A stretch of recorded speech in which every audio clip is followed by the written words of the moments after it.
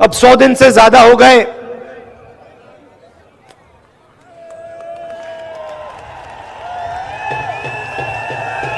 देखो, आपने बात याद दिला दी।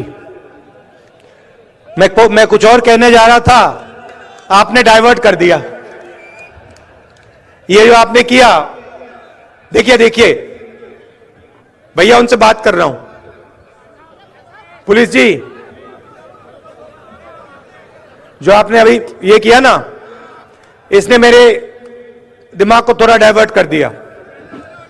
मैं पहले कुछ और कहने जा रहा था, आप दूसरे रास्ते से निकलेंगे। यात्रा अब 100 दिन से चल रही है।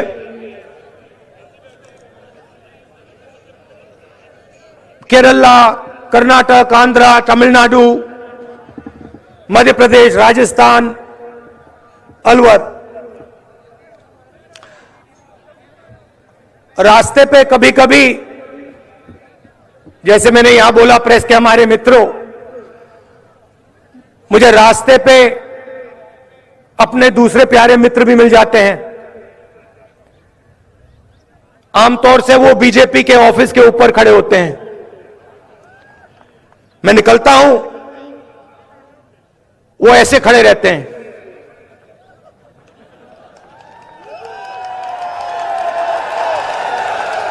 और मैं क्या करता हूं, मैं देखता हूं, पहले मैं उनसे यूं करता हूं, हाथ ऐसे रखते हैं। राहुल गांधी को वेव नहीं कर सकते, करना चाहते हैं मगर अलाउ नहीं है। मैं थोड़ा और करता हूं, फिर उनमें से एक दो यहां से हाथ हिला के यूं कर देते हैं, और फिर मैं आमतौर से जो आपने मुझे किया मैं करता हूं। कभी कभी वो देख के ऐसे करते हैं कि बात नहीं कर सकते ना, आते नहीं है, मना है। मैं नफरत नहीं करता उनसे, विचारधारा के खिलाफ लड़ता हूं, मगर वो अच्छे लगते हैं मुझे, सारे जीव अच्छे लगते हैं। तो कभी कभी वो यूं करते हैं, मतलब क्या कर रहे हो तुम, क्या कर रहे हो? कन्याकुमारी से लेकर श्रीनगर जा रहे हो। उनके नेता कभी कहते हैं राहुल गांधी क्यों चल रहा है। ये मेरे दिमाग में था, थोड़ी देर के लिए मैं सोच रहा था, ये मैं कर क्या रहा हूं? पैदल चल रहा हूं, लोगों से मिल रहा हूं, गले लग रहा हूं, क्या कर रहा हूं? और जवाब मिल गया।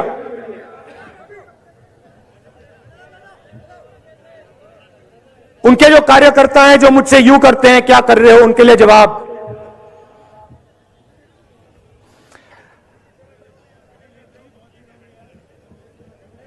नफरत के बाजार में मोहब्बत की दुकान खोल रहा हूं।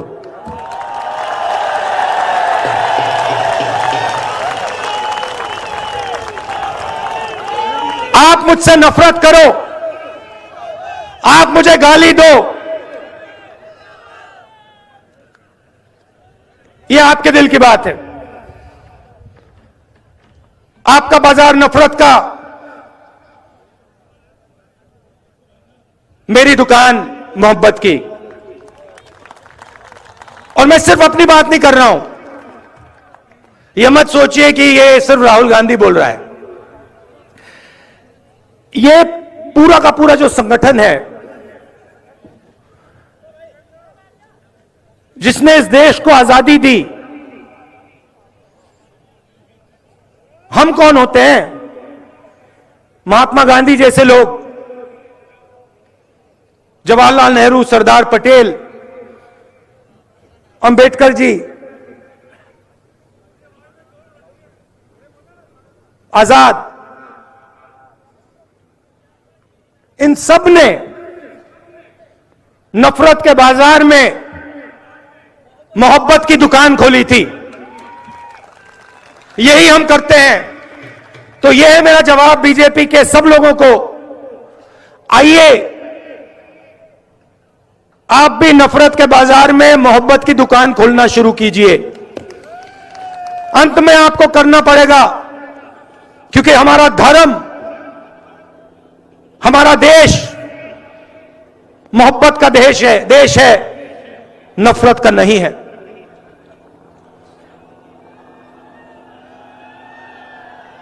चलते हुए बहुत सारा सीखने को मिलता है। कई चीजें अच्छी लगती हैं, कई चीजें इतनी अच्छी नहीं लगती हैं। तो शुरुआत में सरकार की प्रशंसा करता हूं। शायद देश में सबसे बेहतर स्कीम गरीबों के लिए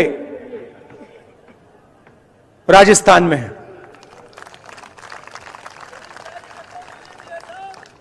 देखिए, मैं प्रशंसा कर रहा हूं, मैं फिर बुराई भी करूंगा, सच बोलूंगा मैं। तो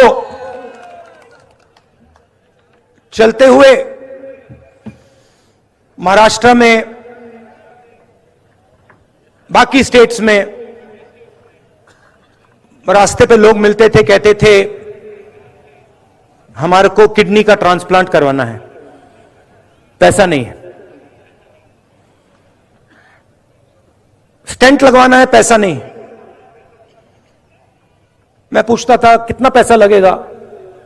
50 लाख रुपए लगेंगे। हमारे पास नहीं है, हम किसान हैं, कहां से आएगा? सब जगह यह होता था। अजीब सी बात है, राजस्थान में यह नहीं हो रहा है।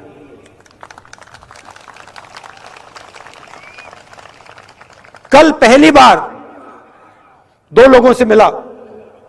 एक बच्चा इतना बड़ा, उसका कॉक्लियर इंप्लांट हुआ था, और एक व्यक्ति जिसका किडनी ट्रांसप्लांट हुआ था।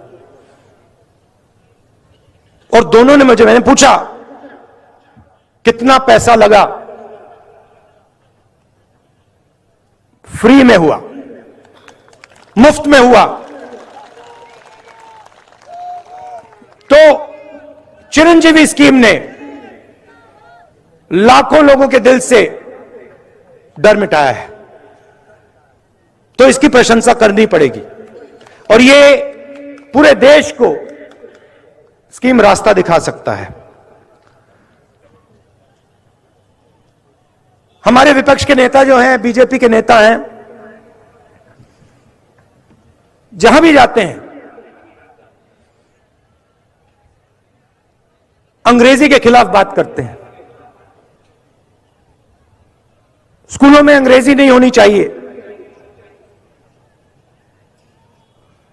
बंगाली होनी चाहिए, हिंदी होनी चाहिए, मगर अंग्रेजी नहीं होनी चाहिए। कभी आप एक काम कीजिए, ये जो नेता कहते हैं कि अंग्रेजी नहीं होनी चाहिए, उनके पास जाइए, उनसे पूछिए भैया आप ये बात तो अच्छी कर रहे हो, मगर आपका बेटा कौन से स्कूल में जाता है? क्या इंग्लिश मीडियम में जाता है? हां या ना? हां। इनके सारे के सारे बच्चे अमित शाह जी से लेकर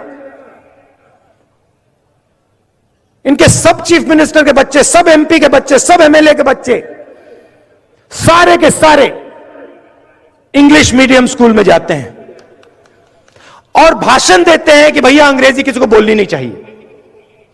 ये नहीं चाहते हैं कि हिंदुस्तान का गरीब, किसान का बेटा, मजदूर का बेटा अंग्रेजी सीखे। इसका कारण है क्योंकि वो चाहते हैं कि आप बड़े सपने ना देखो, आप खेत में से ना निकलो, आप मजदूरी से बाहर ना निकलो। इसीलिए ये आपसे कहते हैं अंग्रेजी मत पढ़ो। मैं ये नहीं कह रहा हूं कि हिंदी नहीं पढ़नी चाहिए, जरूर पढ़नी चाहिए, तमिल पढ़नी चाहिए, हिंदी पढ़नी चाहिए, मराठी पढ़नी चाहिए, सब हिंदुस्तान की सब भाषाएं पढ़नी चाहिए। मगर अगर आप बाकी दुनिया से बात करना चाहते हो चाहे वो अमेरिका के लोग हों, जापान के लोग हों, इंग्लैंड के लोग हों, तो वहां हिंदी काम नहीं आएगी, वहां अंग्रेजी ही काम आएगी। और हम चाहते हैं कि हिंदुस्तान के गरीब से गरीब किसान का बेटा एक दिन जाकर अमेरिका के युवाओं से कंपटीशन करे और उसी की भाषा में उसे हराए। यह हमारा दृष्टिकोण है। इसीलिए यहां पे मुझे बहुत खुशी हुई है कि 1700 इंग्लिश मीडियम स्कूल शुरू किए गए हैं और 10,000 अंग्रेजी के टीचर रिक्रूट हुए हैं। अशोक गहलोत जी, यह कम है, यह कम है। राजस्थान के हर बच्चे को इंग्लिश की अपॉर्चुनिटी मिलनी चाहिए। हर बच्चे को लगना चाहिए कि मैं हिंदी सीख सकता हूं, मैं अपनी मातृभाषा सीख सकता हूं, मगर मैं पूरी दुनिया के साथ कम्युनिकेट कर सकता हूं, मैं पूरी दुनिया के साथ बातचीत कर सकता हूं। अगर मुझे जरूरत पड़ी तो अमेरिका में जाके मैं हिंदुस्तान का झंडा लहराऊंगा। तो यह भी आपने काम बड़ा अच्छा किया है। तीसरा काम जो मुझे बहुत अच्छा लगा, आपने महिलाओं को सैनिटरी नैपकिन देने का काम किया और जो उनको पहले कष्ट होता था आपने उसको मिटाया। यहां जो पुरुष हैं इनको ये छोटी सी बात लगती है, मगर इस बात को महिलाएं समझेगी ये छोटी सी बात नहीं है, ये बहुत बड़ी बात है। तो इसके लिए भी मैं आपको धन्यवाद करता हूं। मनरेगा स्कीम जो गांव में होता था उसको आप शहर में लाए, उससे भी राजस्थान के युवाओं को जबरदस्त फायदा हो रहा है। बाकी स्टेट्स में जब यात्रा निकलती थी ओल्ड पेंशन स्कीम के नारे चलते थे, यहां पे यह नारा नहीं सुनाई देता। आपने यहां ओल्ड पेंशन स्कीम लागू कर दी, तो आपने विकास का काम बहुत अच्छा किया है। मगर यात्रा में एक और चीज देखने को मिली। पहले प्रशंसा की थी, अब थोड़ी कड़ी बात बोलता हूं। यात्रा में एक रस्सी है, रस्सी के अंदर सारे के सारे सीनियर नेता हैं, रस्सी के बाहर हमारे लोकल बॉडी के नेता, जिला परिषद के नेता, प्रधान और कांग्रेस पार्टी का आम कार्यकर्ता। इस रस्सी को तोड़ना पड़ेगा। मतलब जो हमारा कार्यकर्ता है, जो हमारा लोकल बॉडी का नेता है, उसकी भी आवाज सरकार में सुनाई देनी चाहिए, सरकार के ऑफिसेज में सुनाई देनी चाहिए। और उससे भी जरूरी जो राजस्थान का आम नागरिक है, उसकी भी आवाज राजस्थान के हर ऑफिस के अंदर सुनाई देनी चाहिए। अब मैंने आपको एक बात बताई, मैं सुझाव भी दे देता हूं। पता नहीं आपको अच्छा लगे या नहीं, डिसीजन मेरा नहीं है, डिसीजन खारगे जी का है, मगर मैं यहां सामने रख देता हूं। देखिए, 3,500 किलोमीटर हम चले, चलने से फायदा होता है या नुकसान? क्या क्या फायदे मिलते हैं? हाँ, क्या क्या फायदे मिलते हैं? सबसे पहले देखिए, वजन कम हो जाता है, पेट गायब हो जाता है। सही, ठीक है। एक्सरसाइज हो जाती है। ये जो 3 सबसे बड़ी बीमारी हैं, कोलेस्ट्रॉल, शुगर, बीपी, इनका इलाज हो जाता है, अपने आप हो जाता है। सही बात। तो मेरा यह सुझाव है, और इससे सबका फायदा होगा। जैसे ये भारत यात्रा जो है, ये एक सोच है, ये एक यात्रा नहीं है। ये एक सोचने का तरीका है, देश के लिए ये एक विजन है। तो मेरा सुझाव ये है कि जैसे हम कन्याकुमारी से कश्मीर तक चले, वैसे महीने में एक बार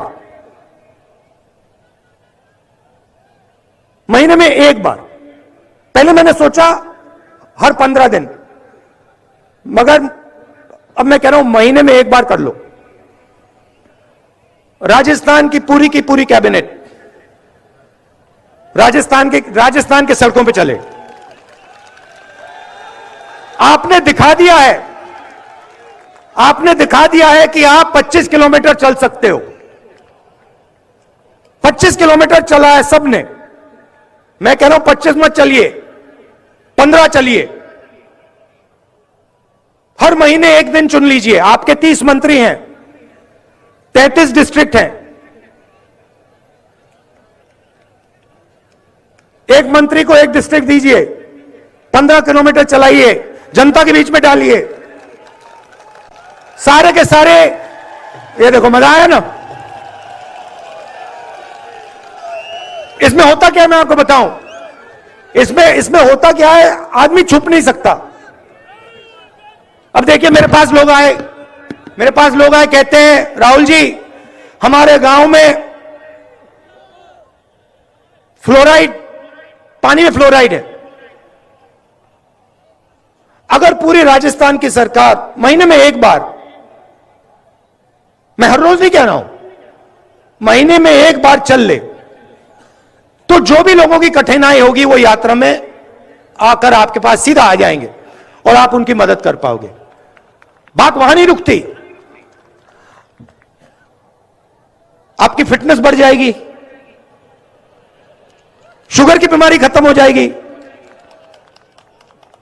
अस्पताल जाने की जरूरत नहीं होगी। तो ये मेरा सुझाव है, खारगे जी के लिए सुझाव है, गहलोत जी के लिए सुझाव है। अगर ये करना चाहें, मुझे लगता है इससे कांग्रेस पार्टी का, राजस्थान का और हमारे सब नेताओं का फायदा होगा। क्या लगता है आपको? सही बात है।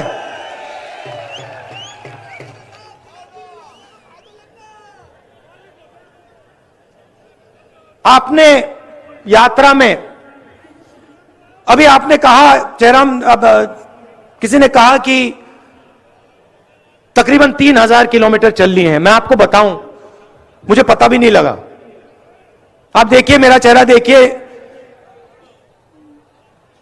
जितनी थकान कन्याकुमारी में थी अभी है, तो मुझे थकान ही नहीं हो रही। मुझे मजा आ रहा है, अच्छा लग रहा है।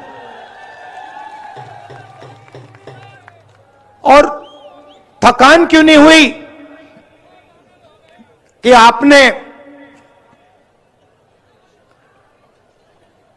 आप मोहब्बत की दुकान में आए, आप मिले, आप गले लगे,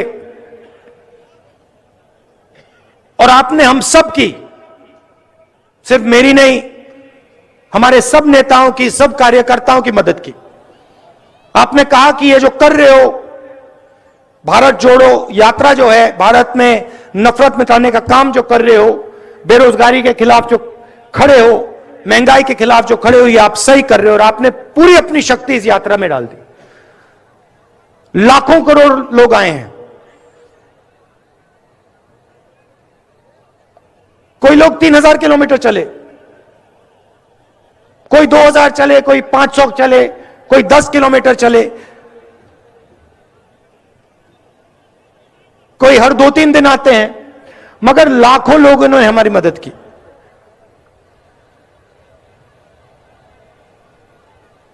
हर रोज 6-7 घंटे हम चलते हैं। आज मेरा भाषण थोड़ा लंबा हो गया, मगर आमतौर से हम 7-8 घंटे आपकी बात सुनते हैं, किसानों की बात, मजदूरों की बात, और फिर 15 मिनट हम आपकी बात रखते हैं।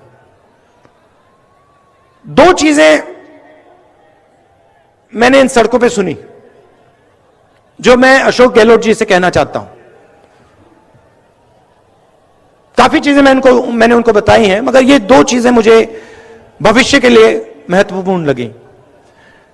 पहली चीज ये कि जो हमारे आदिवासी भाई बहन हैं, जो ट्राइबल बिल में उनको हक दिया गया है, जमीन का जो हक दिया गया है, उसको राजस्थान की सरकार जल्दी से जल्दी 100% इंप्लीमेंट करके दिखा दे। आदिवासियों के बारे में मैंने कहा, भाषण में कहा कि बीजेपी आपसे कहती है कि आप वनवासी हो। आप वनवासी नहीं हो, आप आदिवासी हो, आप हिंदुस्तान के ओरिजिनल मालिक हो, और इसीलिए यह काम, यह आपका हक है, और यह काम कांग्रेस पार्टी को राजस्थान में, बाकी देश में कर देना चाहिए। बिल बहुत अच्छा है, बहुत लोगों को फायदा मिला, मगर लोग अभी छूट गए हैं और उनकी मदद होनी चाहिए। और दूसरी बात, 21वीं सदी में जिसको हम गिग वर्कर कहते हैं, जो उबर चलाते हैं, ओला चलाते हैं, जोमेटो के लिए काम करते हैं, जो डिलीवरी का काम करते हैं, छोटे छोटे काम करते हैं, उनके बारे में हमें सोचना है।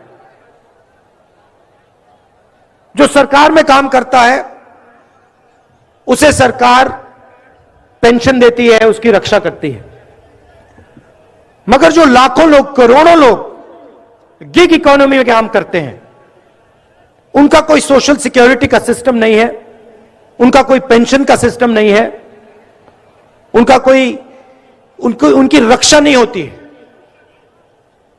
तो इसके बारे में भी सरकार को सोचना चाहिए। मेरा सुझाव है कि उनके लिए सरकार एक तरीका निकाले कि उनकी भी रक्षा हो, उनको पेंशन जैसे सुविधाएं मिले, और जो लोग उनके काम का फायदा उठाएं उनको भी फायदा मिले। एक बार फिर आप सब आए, दिल से मैं आपका धन्यवाद करना चाहता हूं। और जैसे मैंने कहा, आप सब नफरत के बाजार में मोहब्बत की दुकानें खोलिए। धन्यवाद।